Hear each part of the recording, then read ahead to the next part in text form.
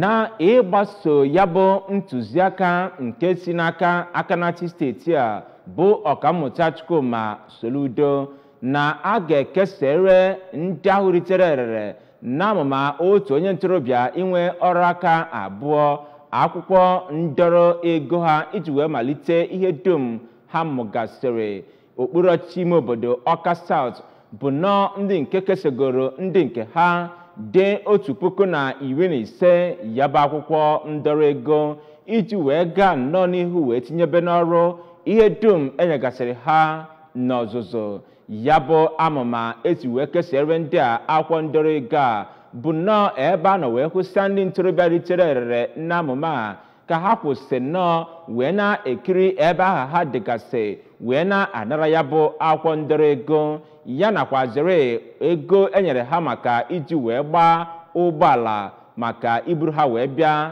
na ya bụ oke mmemme. Gere aka ka ọha n'uju site n'ọnụ Chibụzọ Obidike.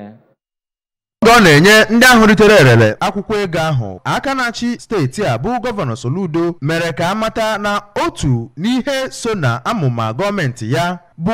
iwulite ọnọdụ ndị ntorobịa ma mee ka amata na enweghị ihe ọbụla enyere ha karịrị ha. O kwukwazịrị na iji kwalite obodo na a ga-ebidogodi na ndị ahụ bi n'obodo bụ nke o mere ka amata na o so na otu ihe ga-eweta agamnihu na steeti a. Akanachi steeti a bụ onye kwuru okwu site n'ọnụ onye ọchịchị nchere oge Ọka South bụ dọkịnta Tangod Anagọ kwuru na ndị ahụ ritere elele a bụ ndị azụgoro n'ọtụtụ ọnwa gara aga bụ nke o kwuru na ndị ha nwere ọzụzụ ahụ n'aka ha bụ ndị otu Unizik Business School nke dị n'Ọka. O mekwere ka amata na a ga-enebanyere ha anya iji fụ na ha na-aga n'ihu n'ọtụtụ ihe ndị ahụ ha mụgasịrị ma gwakwazie ha ka ha dị uchu n'ihe ọbụla ha na-eme iji weweta ezi afa nyegara ọchịchị Soludo. N'azịza ha, ụfọdụ ndị ahụ ritere erele ndị gụnyere Chijioke Ọja ya nakwa Nkọlịka Mgbata Ọgụ kwupụtara obi aṅụrị ha nyegara gọọmenti steeti a imejupụta nkwa ha kwere ha ma nọkwazere ebe ahụ kpere gọvanọ Chukwuma Soludo ekpere ma kwekwezie ha nkwa na ha agaghị emenye ha ifere.